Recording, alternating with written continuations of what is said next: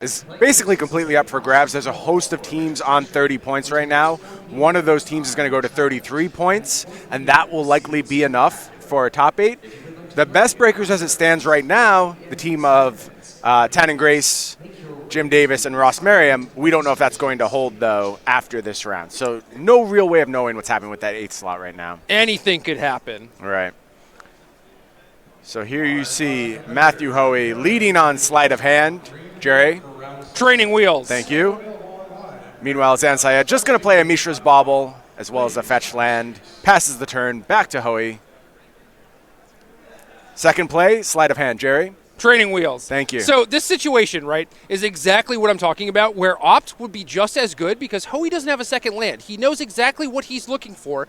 If the top card is not a land, he's going to push it to the bottom and get the second one. Mm-hmm. And you could argue that maybe the top card is slightly better than the second one. Right. And at that point, maybe you want to take the Arclight Phoenix instead of the Lightning Bolt or whatever. But realistically, I think when you're cantripping, you are looking for something very specific, and then at that point, nothing else really matters. Either you find it or you don't. Hoey cast 2 sleight of hands there. Could not find a second land anywhere in the top of the deck. Low land count, and that is kind of what you get sometimes. I think you get it in good effectively a lot of the time. Mm-hmm. You have good percentage chance for being able to hit your second land drop, hit your third land drop, whatever. But sometimes you brick. For sure, and here's a card you mentioned, Jerry, Damping Sphere. That's going to prevent these kind of explosive turns that we're used to seeing from Izzet Phoenix, possibly limiting the deck to just 1 spell per turn. Let's see, here's Thing in the Ice. No creatures to bounce in the War Prison deck. But it's a clock, and that aspect is important because once the War Prison deck gets online, there are virtually no outs for the Izzet Phoenix deck, especially in Game 1. Mm-hmm. And you know what card they really don't have any outs to? Ensnaring Bridge. What if that card is backed up by Welding Jar? Even better. And Syed presently has access to all of those cards. Still just trying to empty his hand first. Not really under the gun very much because of the Damping Sphere. It's, I think, impossible for Hoey to just flip Thing in the Ice this turn. I think so too. Going to go ahead and cast a Faithless Looting. That will take one of the ice counters off Thing in the Ice. Draw 2 cards. Finds a Pyromancer's Ascension. We have Phoenixes to pitch. How the heck do we generate the mana to possibly play 3 spells in a turn under a Damping Sphere? I mean, Pyromancer's Ascension plus Manamorphose to copy it. That will kind of get you there. But under the Sphere, with 3 mana, he can only play 2 1-mana spells. Yeah, and there you see Hoey just having to pass the turn back to Syed. Zan has the Thopter Sword combo online, ready to go. Just an embarrassment of riches here from Zan. There's the Ensnaring Bridge. It's backed up by Welding Jar. There's an Academy Ruins on the battlefield. Just in case. Just in case. I don't know that Hoey has any way out of this situation. Like, the best thing I can think of is setting up Pyromancer's Ascension at some point and just basically comboing off with Lightning Bolts. But there you see the Pyromancer's Ascension. Let's see if Hoey can actually put this game plan together. It's going to be slow going, though, because of the Sphere. So Hoey does have an instant speed cantrip in Thought Scour. He's going to be able to use that on Zan's turn, but that's not going to generate a counter on the Pyromancer's Ascension. It is going to remove a counter from Thing in the Ice, but that's not really doing much under the Ensnaring Bridge anyway. So it is basically all about Pyromancer's Ascension, and I think it's going to be about another turn cycle and a half until that thing is actually transformed. I think you're right, and there's also just the problem that Zan is capable of gaining some life here with the Sword of the Meek Thopter Foundry combo. So you got to do a little bit of extra damage with that Pyromancer's Ascension.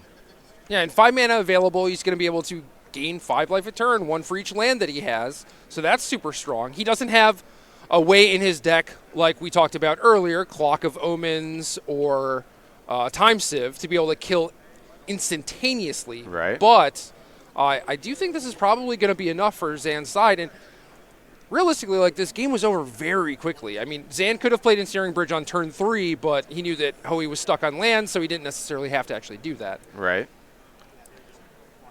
Hoey with Surgical Extraction in hand, as well as more copies of Arclight Phoenix. Like, against most decks, this would have been a very impressive draw from the Izzet Phoenix deck. And you see Zan there opting not even to make a token by sacrificing the Sword of the Meek. He could have done that, Hoey could have used Surgical Extraction, and then Zan could simply sacrifice an artifact in response to make another 1/1 to bring the sword back and actually counter the copy of Surgical Extraction. Right now, he's just playing around multiple copies because it's basically like the only thing he can lose to. Yeah, and he can afford to do that right now. Here comes a Pithing Needle. He's in no rush. Yep, I think you're exactly right. Scalding Tarn is my guess. Yeah. You got it. It did, in fact, name Scalding Tarn. Shut off a little bit of mana from Hoey's side. Here we have a second copy of Pyromancer's Ascension. Okay. That's going to allow him to actually assemble lethal, but now Zan's like, okay, maybe these things are threatening enough. It's time to actually get to work, start making some tokens, but more importantly, gain some life. Right.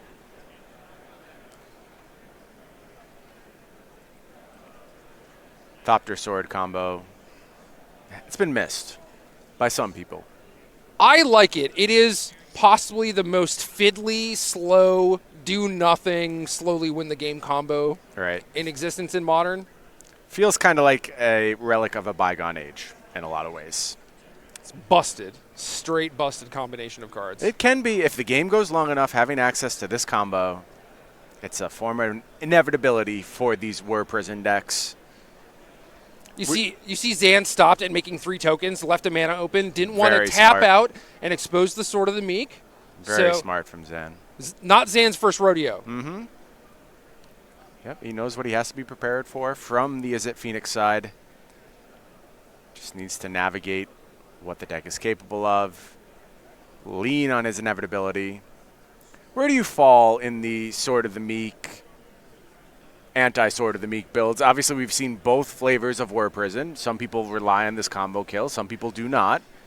What's your preference? I usually feel like this deck has enough cards that are just kind of do-nothings, where it's like, does that card really need to be in the deck? Is it necessary? Or can you just trim some of the fat and play this combo that's a win condition, another defensive tool, another angle of attack, really? And some of the versions splash green for Ancient Stirrings, which is certainly relevant in this deck. You have a lot of high-value targets, a lot of very specific cards you're looking for, so I could see playing Ancient Stirrings instead of it, and then maybe playing a couple extra bullets or whatever, but this is certainly a fine route to take, too, because you get a bunch of like basic lands and stuff like that are kind of nice. You don't have to mess around with this wacky 3-color mana base or anything. You just keep it consistent. Hoey with 2 Lightning Bolts in hand presently. Those are good for 9 damage apiece if both these Pyromancer's Ascension get online. And that's okay. Or is it? It's 3 Lightning Bolts. Yeah. That's 27 damage. Well, at some point, theoretically. Zan's going to make 3 more tokens and leaving 2 mana open this time. He's just like, all right, now I have the ability to play around 2 copies of Surgical Extraction. I don't think it actually matters because of the Damping Sphere. Yeah, that's true. Unlikely to be able to cast that many copies in one turn. Going to go ahead and crack this bauble. Take a look at the top card of Hoey's deck. Nice one, says Zan. Heads into his turn. Going to take a couple draws here. One from the bauble, one from the typical draw step. And let's see what we have to do on this turn. And if not for the Damping Sphere, actually, I feel like Hoey probably could have gotten Ascension active. Oh, I think so. And had a very busted turn involving Metamorphose. Yep. And it's possible he could have just found the last Lightning Bolt to kill Zan. So the Damping Sphere... doing work. Yeah, definitely doing work. And, I mean, obviously the Izzet Phoenix deck is trying to play a bunch of spells every turn, but it still seems like kind of a weak card for the matchup. I'm not sure how many decks would actually be interested in bringing it in against Izzet Phoenix. Yeah, it's nice to have, though. Meanwhile, over on the Legacy side, Andrew Tenjum up a game. Death and Taxes over Izzet Delver. Couple of plays here from Zan. Going to go ahead and fire off a Collective Brutality. Pitching Ensnaring Bridge. Let's see what the name is. I'm assuming we're going to be doing some discarding, probably. Gaining 2 life? Yeah, discard and drain are my picks here for sure. And Collective Brutality, nice combo with Ensnaring Bridge, allowing you to get Hellbrent and make that bridge as effective as possible while also insulating you from a fairly bad burn matchup. So pretty good card here, and Zan gets to check out the hand from Hoey, see how many surgical extractions he's working with, and basically just look for lightning bolts because that's really the only card that matters at this point. Yeah, he's going to find some when he goes ahead and looks at the hand. But it could be that this Collective Brutality is exactly what Zan needed to take away all fear in this matchup, gaining a little bit of a life cushion and dealing with one of those lightning bolts. You see why people are turning to this Whir Prison deck as an answer to Izzet Phoenix, where basically none of Izzet Phoenix's cards actually interact with the things that the Whir Prison deck is doing. Yeah, definitely not in Game 1. We come to Game 2, and people have started to make some concessions. We'll talk about that when we get there, exactly what Hoey's doing for the matchup. Yeah, sometimes you see Shatterstorm, maybe in a Braid, Shattering Spree, things like that, but not the amount of targeted hate that you see towards something like Tron, Amulet, Dredge. Right. It's basically just a hedge. They're like, there's maybe going to be one person in the tournament that I'm worried about playing Whir Prison, and sure enough, in day 2, it's Zan. Yep, one person, exactly. He's there playing Spoiler, and again, 2 draws on Zan's team. I would imagine that he's responsible for at least one of them. So that is the potential risk of playing this deck. It does lack closing speed to some degree. So there is downside to playing it, for sure. You might be good against Izzet Phoenix, but you're not great necessarily against the rest of the modern format. So you're really taking a gamble. Yeah, I think that's fair. But as this Phoenix deck takes up more and more of the metagame, that gamble becomes easier and easier to take. I'll note that Hoey's build does have 3 copies of Pyromancer Ascension in the main deck, that card becoming more and more popular. Absolute Mirror Breaker. Fine here, I think. I think it's an alternate path to victory that these decks can really leverage. And like we said, if not for this Damping Sphere, I think Hoey wins this game. Possibly. I think Zan would have to go a little bit more wild, play a little more loose with his Thopter Sword combo. And maybe then he just gets tagged by Surgical Extraction and loses the game. Could be. Could be. But yeah, definitely Damping Sphere doing a ton of work. Going to go ahead and flash back Faithless Looting here. That is going to put both those Pyromancer Ascensions online, and it's going to flip Thing in the Ice as well, dealing with those Thopter tokens presently. So give Hoey a little bit of reprieve. Hoey draws 2 here. He's going to be facing down 4 power from the Thopter Sword combo at 5 life, so he's definitely going to get another turn. I just don't know how helpful it's going to be. Thing in the Ice not able to attack through the Ensnaring Bridge. Wouldn't really be able to attack through the Thopters anyway, so not really a big deal. Yeah, the prison is well and truly set up at this point. It's kind of a small prison, just an Ensnaring Bridge. Yeah, it's not like Lantern Control where they just completely lock you out of draw steps. This deck is all about just shutting off the things that you can do that matter. Yep, options. I would say this is a deck about options. I would agree with that. That's a good way of putting it. Whir of Invention, a clutch new print for these artifact-based archetypes.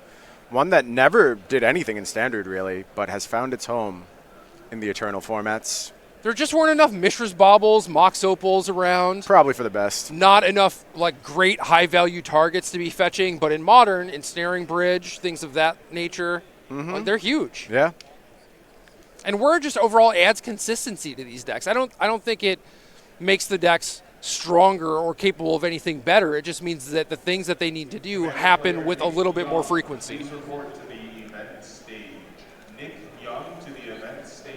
So Hoey can start playing some defense and using those lightning bolts to extend the game a little bit, but as soon as those lightning bolts aren't being aimed at Zan, any real hope of winning this game has gone out the window. Yeah, attack step is completely locked out. So basically lightning bolts are the only hope he has, and I think at this point at 28 life, one of the lightning bolts in the graveyard would need to find the 3rd Ascension, I guess? I guess so. I do think that's probably the best hope at this point. There you see the supercharged Manamorphose doing its thing. That's still only 27 though, right? Off the 3 lightning bolts? Can I math? No, you're right. Okay. You're right. He's 1 short. Yeah, has to find another point of damage somewhere. No gut shots in the list though. No. No, it's quite possible this game is just over, quite frankly. I'm not sure what combination of cards you could use here. There's no artifact removal in the main deck. There's no, like, bounce spell. Yeah, you can't bounce the bridge. I don't think you have any way to force your opponent to draw cards. Otherwise, obviously, if the Arclight Phoenixes were able to get an attack step in, that would work. But Thopter Foundry kind of blanks that anyway, so... Oh, okay, hold on. So the math we're doing right now is with the present number of Pyromancer Ascension on the battlefield. If the third one comes out... Oh, it's 4 each Each lightning bolt will be worth 12 damage. That's what you're talking about. Yeah. Yep. So is that something that's achievable this turn for Hoey? I'm not sure. That requires all kinds of math. We have to do Damping Sphere math and other nonsense. I think probably not this turn. It's a long-term goal, but this is not a long-term game. No. This is a game that will be closed very quickly by these Thopter tokens. I mean, he gets to bring back some Phoenixes to block, but Zan's going to make an army. Mm-hmm. There's not another thing in the ice on the battlefield to be flipped. You can understand from Hoey's point of view, though, like, this isn't an immediately clear lost game. Hoey's playing for a top 8 in this tournament right now. He has to explore all of the options, has to see what's possible. If you have any outs, you should certainly be playing towards them. I think your out at this point might just be like the clock is an issue. We have a draw. The opposing team has a draw. It is possible we go to time again. That's not beneficial to anyone. Right. We need a winner for one of these teams to advance to top. Very true. Here you see these Serum Visions. I mean, this is going to find basically whatever Hoey's looking for here. I guess in theory, Zan's team could be in with a draw. They would go to 33 points. Yeah, and then they would have to out-tie-break one of those teams that are clustered at 30 points right now that we talked about. Unclear where their tiebreakers stand right now. But you are right that if one team benefits more from a draw, it's the team of Collins, Syed, and Carpenter. Here come those Arclight Phoenixes we discussed. They're going to be on blocking duty. Wow, 3 Arclight Phoenixes entering the battlefield on the same turn. This Isn't Phoenix deck is busted. It usually would be, but not here. A little behind, yeah. I would say. And there you see that Damping Sphere just taxing Hoey to the max. So expensive to try and get anything done at this point. And Zan's going to take the opportunity to go ahead and make some of those Thopter tokens. Here they come. Looks like just 3 activations here. Here's the 4th activation. Going to do this step by step very deliberately now. So Hoey can only cast 1 Surgical Extraction right now because of the Damping Sphere. Mm-hmm. And if Zan is able to make enough Thopters to get through the Phoenix, which you just need 1 to get through because Hoey would have to pay 2 life to cast Surgical. I think Zan could afford to go a little bit harder, but yeah, now he's a point short, I think. Yeah, I think you're right. Here come the attackers. Can make 3 blocks with the Phoenixes, only allowing 2 Thopters through.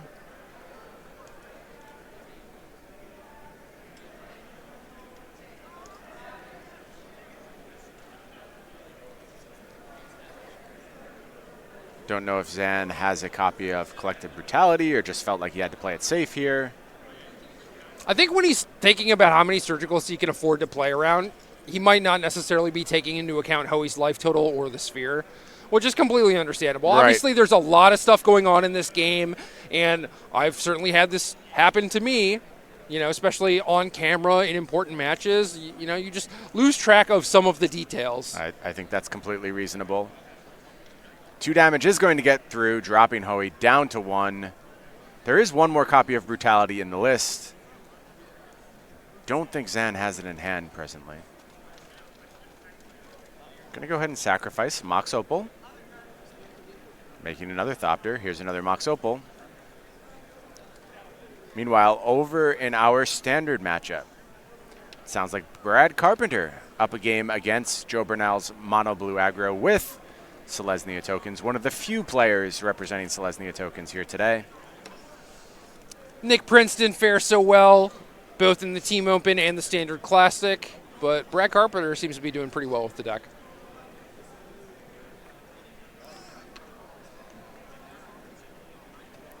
You know, I think it's a completely understandable and defensible mistake on the part of Zan. but I think it could be a costly one. Like, essentially, one more Thopter there can close out all outs because Hoey then has to spend something. I mean, I suppose he could have Lightning Axe in hand, and then that's not as much of a resource cost. But if he has to spend a Lightning Bolt on one of the Thopters, it basically renders him incapable of winning the game. Right. That's hard to suss out in the moment, I'll say that. But Hoey would have to Surgical on his turn, which would force him to tap out because the Damping Sphere had been effectively triggered 3 times. Like, right. It doesn't actually have a trigger, but Hoey had to pay 3 extra. So he would have had to pay 2 life, use all his mana, use the Surgical Extraction. That would get rid of the sword, but then that leaves him without any mana just to kill any of the incoming attackers. Yeah, so Standard classic players. Then it's time. Yeah, I think Zan had to push just a little bit harder on that turn, and it might have been worthwhile.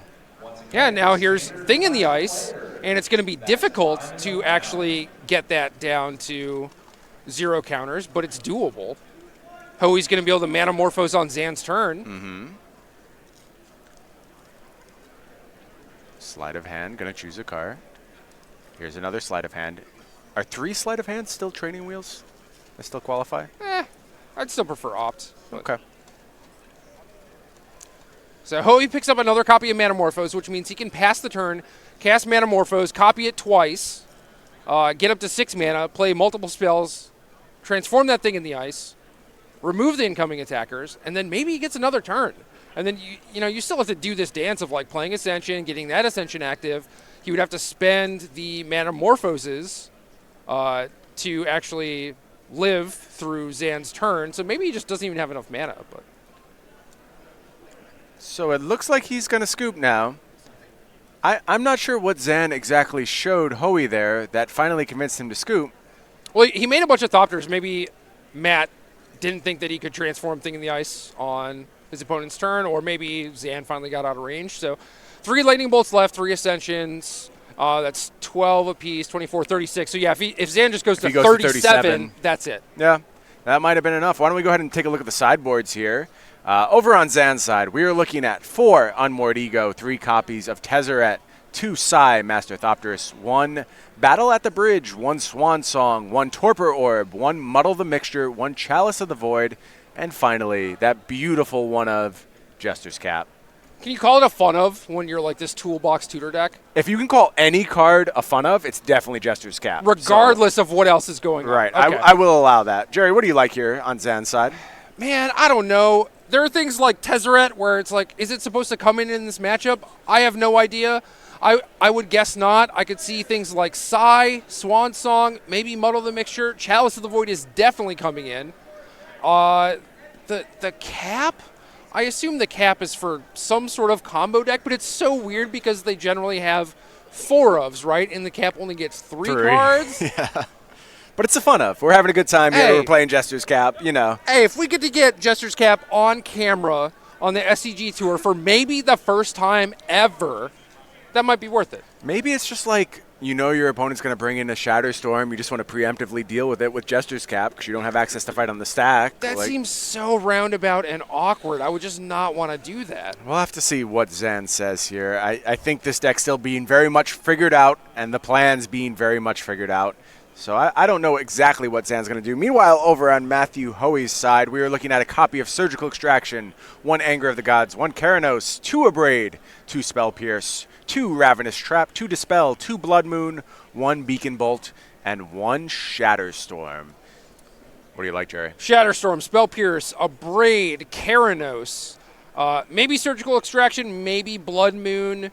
I don't feel like Dispel really has enough targets, but it's possible if you're looking at your deck and just saying like, hey, I have so many dead cards. Right. And this card at least counters Word of Invention. Maybe Zan has some counter spells or something else lurking in his sideboard that this would have other targets for. Cool. What do you see as being dead here in the matchup for the Is It Phoenix side? Obviously things like Lightning Axe, unless you're afraid of Psy Master Thopterist, I don't think you can really afford to leave in Lightning Axe trying to account for that card. Things like maybe some of the creatures you want to trim just because it's so unlikely that Thing in the Ice ever makes an effective attack. We saw it buy some time there, but it didn't really accomplish anything. Yeah. Thing in the Ice is a little slow, but it's still a threat. You still need to keep a high amount of threat density, because you need to stick a threat early in order to actually beat this matchup, because you're not winning a long game. They're going to lock you out, absolutely. You need to put a clock on them. You need to pressure them. Okay. So for that reason alone, maybe the 4 copies of Thing in the Ice stay. Crackling Drake is probably the one that I would look at for actually shaving on.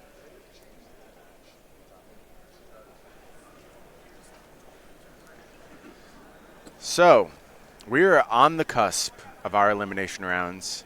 As you know, here at SCG, we let you choose the quarterfinals matchup, and the only way to do so is to be part of our Twitch subscription programs. You can use those Amazon Prime subscriptions you might have lying around, not even being used. As part of it, you get to decide the quarterfinals. There's also custom emoticons and badges. One of them for the game podcast recently added. Spam that right now in the chat. Do it for me, please, people. It's only $4.99 a month on the basic subscription plan. And you can check us out over at twitch.tv/SCGTour. Game. That's game. Are you a big Twitch chat spammer, Jerry? Not really. Okay. I respect the art. Okay. To some degree. If it's in good taste, absolutely. Yeah, and spamming the game logo, always in good taste, as everyone knows. It doesn't matter what the situation is. There's nothing more tasteful than that. And that's what we strive for, and I think we set out to create exactly that sort of scenario. Yeah. We're just trying to make Twitch chat a little brighter, a little lighter. With a little bit more game in their lives. I do it around the house, too. Like, my wife will just be walking through the house, and I'll pop out of the closet being like, that's game! She loves it. It's one of her favorite things that I do. Well, I apologize for your impending divorce. You can crash on my couch if need be. Thanks. Janelle, I'm sorry. I have no excuses for Brian. I do my best, but... I think she's mostly used to me at this point. But if she knows I can move in on your couch, I'm probably out tomorrow. So. Well, I'm going to Boston, but Okay. you can sleep in my bed when I'm gone. I'm sure your roommates won't mind at all. Players considering their openers here. Looks like we are going to keep 7 for both players. Is it Phoenix with a lot of keepable hands? One of the upsides of the deck for sure. Definitely. I would argue that Were Prison is kind of the same, where you look at your opening hand, you're like, this is a ham sandwich. This isn't a Magic deck. You have things like Mishra's Bauble, where it's like, this is sort of a redraw, I guess. I have one piece of the Thopter Foundry combo. Maybe I can find the other one in time. I don't know how much aggressive mulliganing you can actually do with this deck. I agree. Hoey going to go ahead and ship Thing in the Ice to the bottom there. And that's kind of what I wanted to get at when I was talking about possibly trimming some of those numbers. How much do you want to rely on alternate win conditions? The primary one being Pyromancer's Ascension, but also in Hoey's hand right now, Keranos, God of Storms. Jerry, one of your favorite cards on the planet, right? Hate it. I love that I know that that's going to be your reaction to Keranos. Tell us why you hate that card so much. I've actually had multiple conversations this weekend about that card, and people are like, oh yeah, I had a Keranos in play. I'm just like, why? How did that happen? How did that get in your deck? What was the matchup that you wanted to actually bring in this 5-mana card in your 18-land deck? 5 mana is virtually a billion in this Is It Phoenix deck. You've seen people play things like Ral, Is It Viceroy? I think that's a card we see sometimes in that slot. Prefer that card at all, or are you just off the 5 mana cards entirely? Ral is maybe a little more defensible. Like, it is certainly stronger. It is a more powerful card. The upside to Keranos is that it is indestructible. It is very difficult to actually remove once it's there. Right. The problem is it doesn't do enough for 5 mana, in my opinion. So I would much rather look at something like Chandra Tortured Defiance. Look at Zan's hand. Look at it. Look at it. It's an Ice Age Jester's Cap. Oh, yes! My God. Oh, my God. Oh, I am happening. So excited right now. I pray we see that Jester's Cap cast, and we're already up to 4 mana with the help of Mox Opal. It might just happen. You need another artifact still. Zan did transition to a Psy Master Thopterus plan. Can I finish complaining about Keranos? Sure, I'll allow it. Chandra, Torture Defiance, Jace the Mind Sculptor, they both seem stronger than Keranos. Yeah, so I think it's kind of a hangover from Standard where these Planeswalkers are often dealt with. Planeswalkers in Standard, not as permanent as they are in Modern. And it's just not a creature type, or excuse me, a card type that many decks are prepared to interact with. You would expect something like Were Prison, if you put a Planeswalker in play, would have a very difficult time. In this instance, they do have Psy, and you can see the upside here where you're getting a card that can't be directly attacked, but I get what you're saying. The impact is often minimal. They have Psy. They could also keep in some copies of Pithing Needle. But realistically, if you split your Planeswalkers and if you're able to protect them for a turn or two, they give you such a huge advantage, and the difference between needing 4 mana or 5 mana is huge. That's even if you curve up to 5 mana, you still get an extra activation out of the Planeswalker. Right. And I think that's enough to put it over the top for me. Hoey casting Serum Visions here. Going to put a counter on the Pyromancer's Ascension. In those cards that he's presently scrying is another copy of Pyromancer's Ascension. So looking at potential alternate win conditions, but the problem is size of clock. And you don't know how stocked Zan's hand is right now. Are you going to be facing down 6 power worth of creatures on the next turn? You really don't know. Do you have time to try and set up a second Pyromancer's Ascension? I'm guessing yes. I mean, in theory, yeah, you could have 6 power at the end of your next turn, but realistically, I would expect Zan to do something like play some mopey artifact like Jester's Cap, make another power, and then it's like, oh, okay, your Pyromancer's Ascension, you probably have time to actually get that online.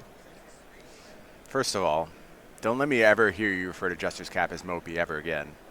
Is it not mopey? It's a 4-mana artifact that when it enters the battlefield, it doesn't accomplish anything. No, it's fun, Jerry. It is fun. This is what we call fun. It is fun. Meanwhile, Hoey's having some fun here. Has an active Pyromancer's Ascension ready to go.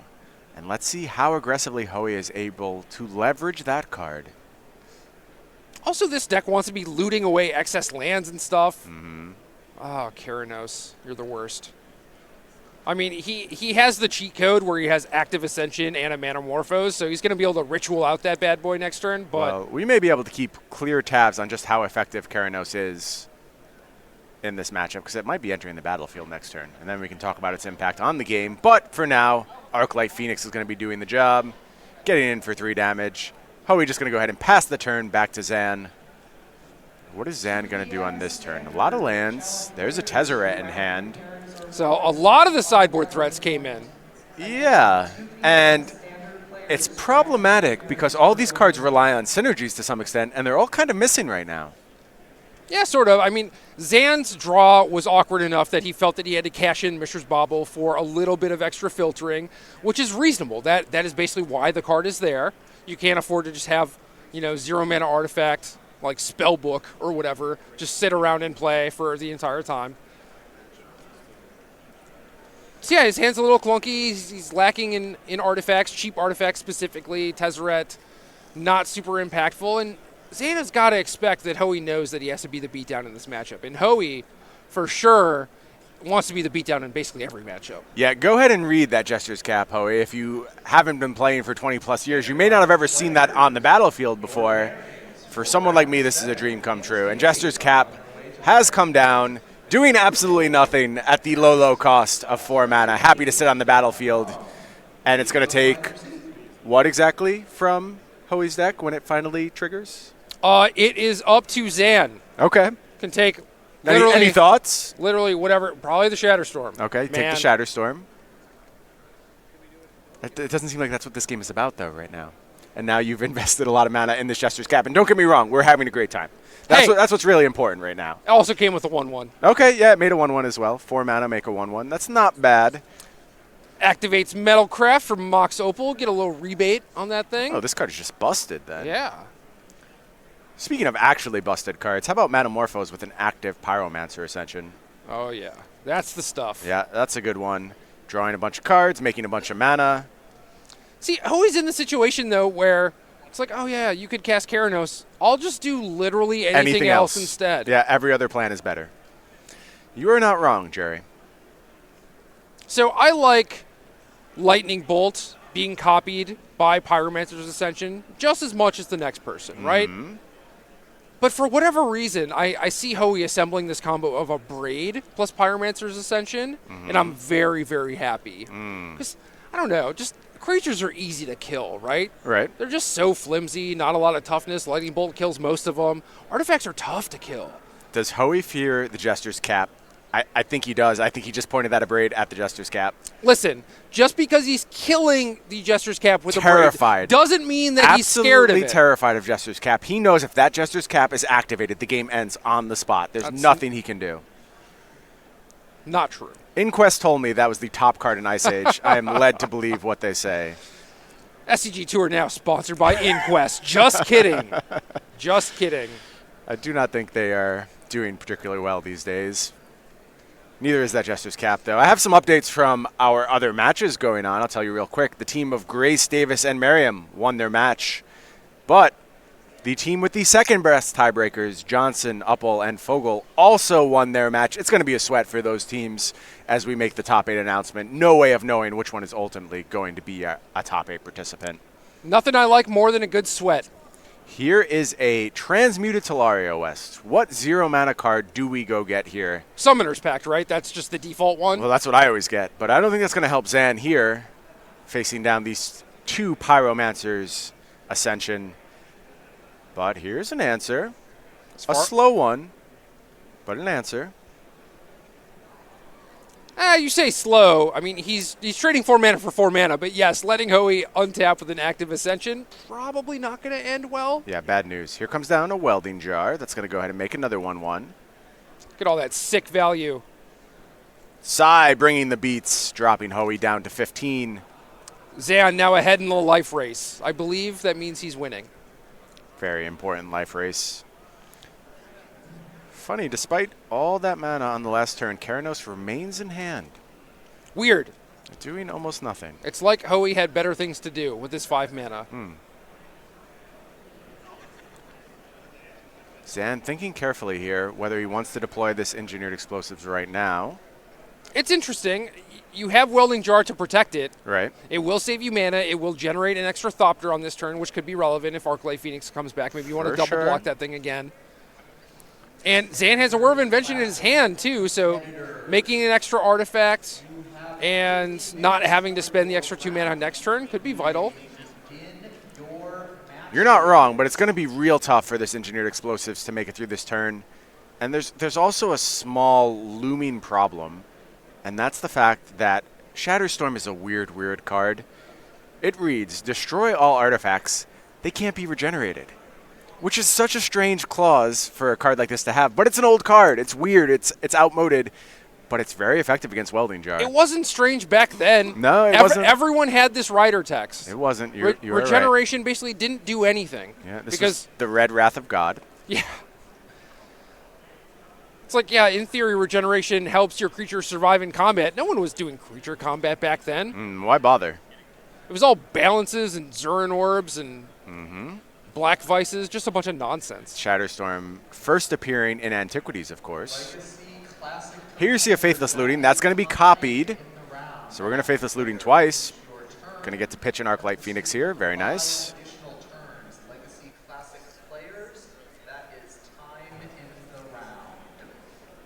Also put a counter on the second Pyromancer Ascension, so Hoey's very close to actually activate that one.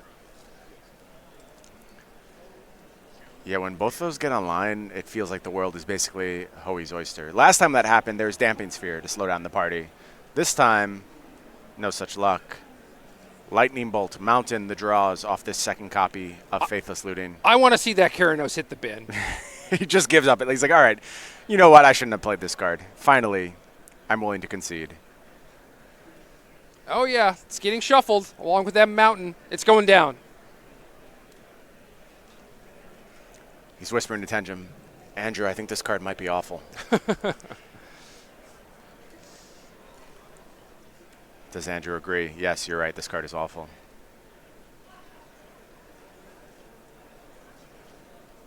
Oh! No. Andrew says great. Can't afford to pitch it. Please hold on to it. Hold on to that Keranos for dear life. Meanwhile, here's we might need that. Looting. That's going to activate that second copy of Pyromancer's Ascension. Let's go ahead and take a look at some more cards. Thing in the ice, not what we're looking for. Still really want that Keranos. There's a Thought Scour, I believe, is one of the cards. You want to discard Ancestral Recall instead of Keranos? Oh! There's the Shatterstorm. Big pickup. Big pickup. What? You're going to discard the Shatterstorm? This is a commitment and love of Keranos, the likes of which I have never seen. This is incredible. Gonna point 2 of these lightning bolts at the Psy, 1 at Zan. Zan going to fall to 12. Going to grab 2 Arclight Phoenixes from the bin.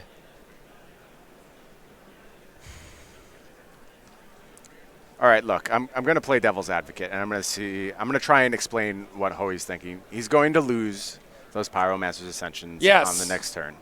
Needs a way to rebuild.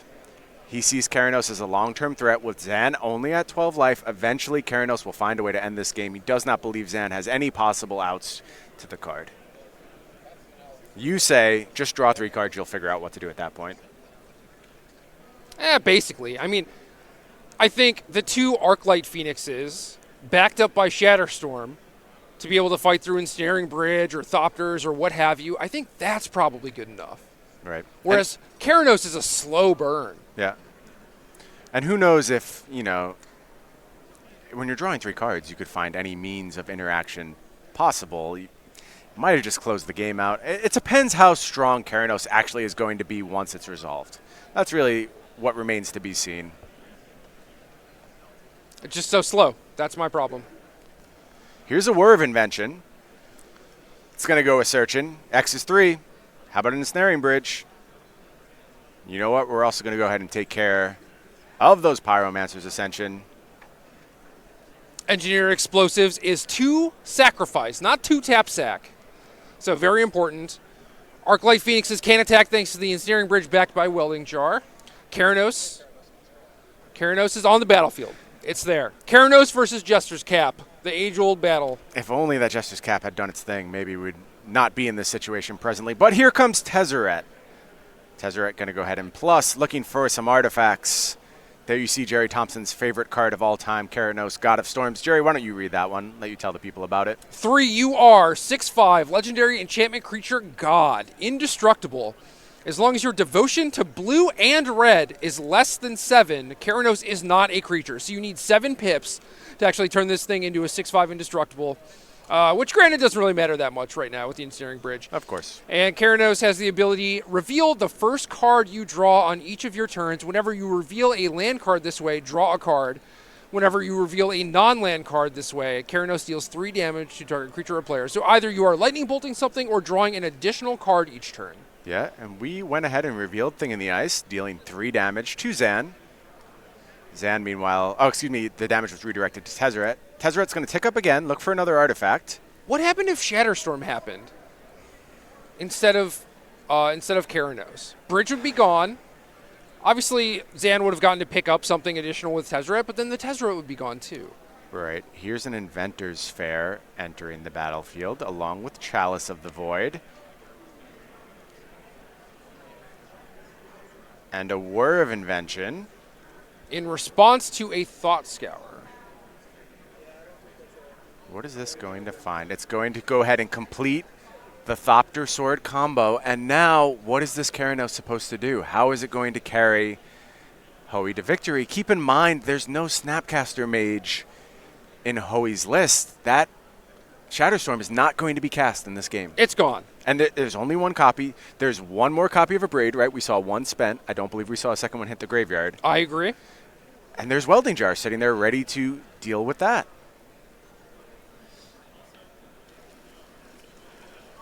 I'm not entirely sure how Hoey plays out of this position. Going to go ahead and Thought Scour himself again. Well, it basically feels like Ensnaring Bridge is going to be on the battlefield. It just lives there now.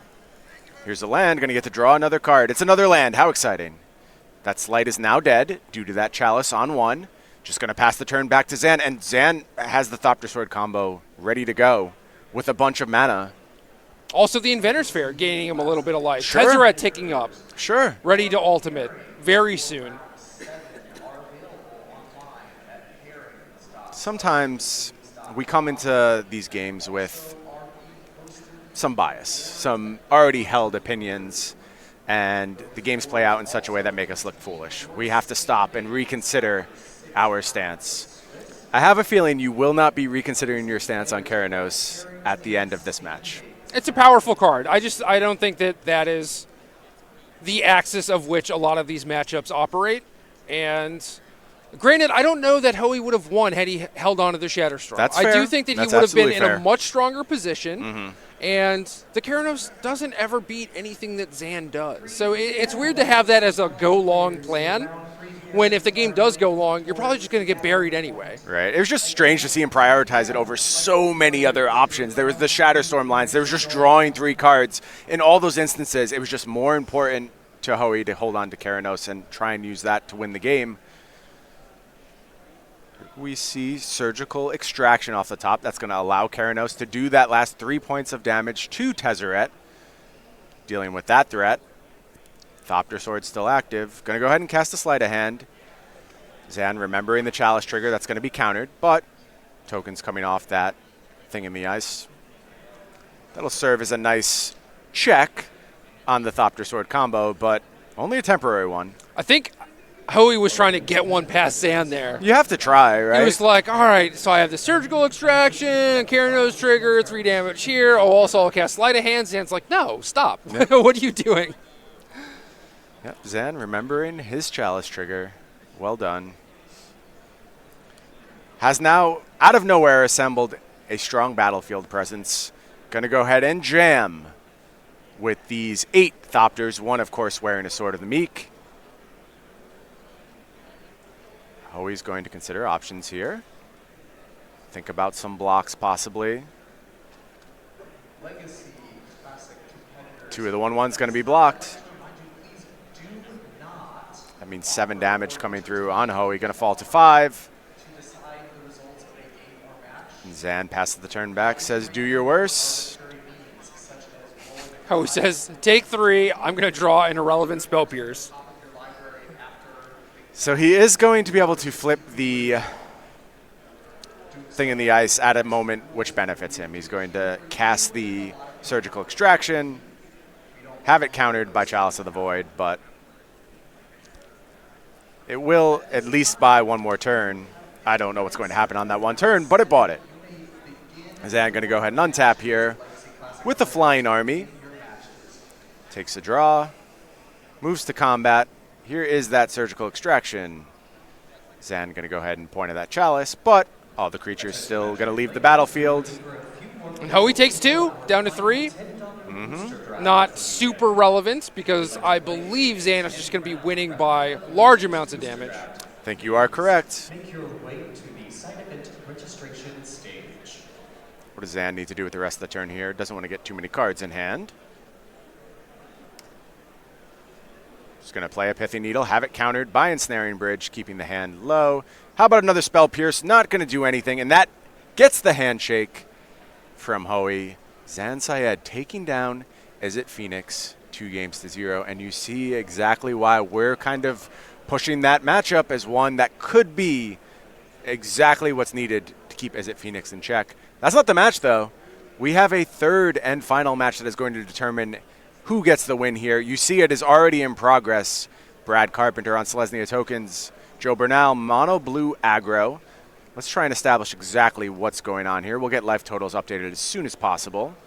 Well, it looks like we have a lot of tokens on Brad's side, and just small creatures in general. Also, Adonto, the first fort, but not a lot of payoffs. Not a lot to explore here. It looks like we just swooped in on a lethal attack from Brad Carpenter, and it looks like the defending champions, the team of Tenjum, Hoey, and Bernal, will not be in the top 8 to defend.